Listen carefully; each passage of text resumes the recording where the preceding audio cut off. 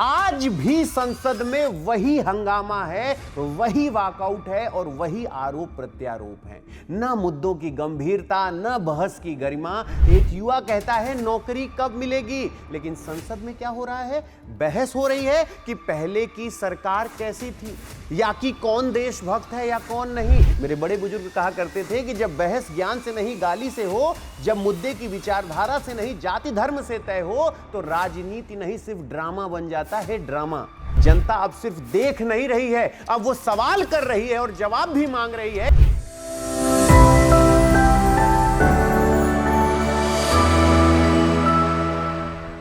साथियों, भारत में लोकतंत्र की सबसे बड़ी इमारत अब बदल गई है। नई संसद, नई दीवारें, नई सीटें, नई तकनीक। लेकिन क्या संसद के अंदर बैठने वालों की सोच बदली है? आज का मैं सीधा सवाल पूछता हूं, अगर संसद बदल सकती है तो क्या हमारी राजनीति भी बदलेगी? 2023 में जो नया संसद भवन बना, वो भारत की ताकत का प्रतीक है। टेक्नोलॉजी से लैस है और वास्तुशास्त्र से सुसज्जित है। लेकिन क्या देश की राजनीति उतनी ही आधुनिक हो पाई? मैं आपसे पूछता हूं। आज भी संसद में वही हंगामा है, वही वॉकआउट है और वही आरोप प्रत्यारोप है। ना मुद्दों की गंभीरता, न बहस की गरिमा। 2023 के विंटर सेशन में, ये जो 2023 अभी गया, 2023 के विंटर सेशन में संसद का 40% से ज्यादा समय हंगामे में बर्बाद हो गया और कई बिल बिना बहस के ही पास कर दिए गए। एक किसान पूछता है कि मुझे एमएसपी क्यों नहीं मिला। एक छात्र पूछता है कि मेरी परीक्षा कब होगी और मेरा रिजल्ट लेट है, ऐसा क्यों?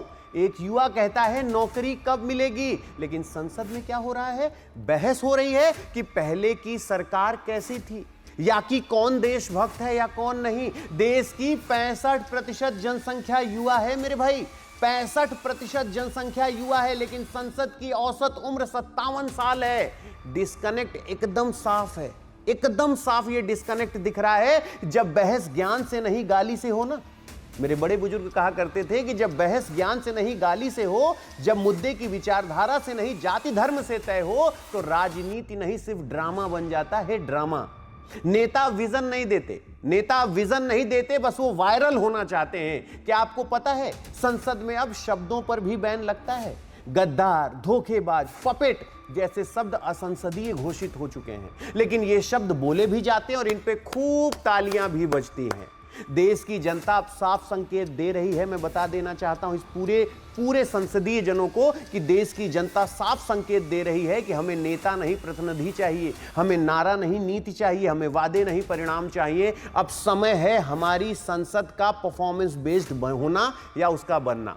हर संसद की एक रिपोर्ट कार्ड हो, कितनी बहस में हिस्सा लिया गया, कितने सवाल पूछे गए और कितनी बार कॉन्स्टिट्यूएंसी गए। जैसे हम सरकारी अफसर की जवाबदेही चाहते हैं ना, वैसे ही एक सांसद की भी जवाबदेही होनी चाहिए।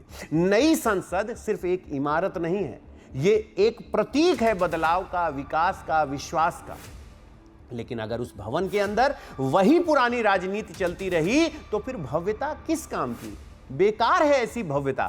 इस इमारत में जो बैठते हैं उन्हें समझना होगा मेरे भाई कि जनता अब सिर्फ देख नहीं रही है, अब वो सवाल कर रही है और जवाब भी मांग रही है। कि जब किसान सुबह 4 बजे खेत में मेहनत करता है, जब एक छात्र रात 2 बजे तक पढ़ाई करता है, जब एक मां सिलेंडर की कीमत देख के चुपचाप आंसू रोकती है और रोती है, तब उन्हें भी हक है कि संसद में उनके सवाल उठाए जाए। साफ संकेत मिल चुका है साथियों, साफ संकेत मिल चुका है कि अब राजनीति को गंभीर होना होगा। जनता का भरोसा जीतने का समय है। अगर आप भी चाहते हैं कि संसद में मुद्दों की बात हो तो इस वीडियो को ज्यादा से ज्यादा शेयर करना, हर उस बंदे तक पहुंचाना जो चाहता है कि हमारे मुद्दों पर बात होनी चाहिए संसद में। और अगली बार वोट देने से पहले रिपोर्ट कार्ड जरूर मांगिएगा, क्योंकि संसद बदल गई है, अब राजनीति भी बदलनी चाहिए। और ये याद रखिएगा, अगर आप मेरी बात से सहमत हैं तो ये हर घर तक वीडियो जानी चाहिए और कमेंट बॉक्स में अपना व्यू जरूर डालिएगा कि मेरा कहना सही है या गलत। बाकी धन्यवाद।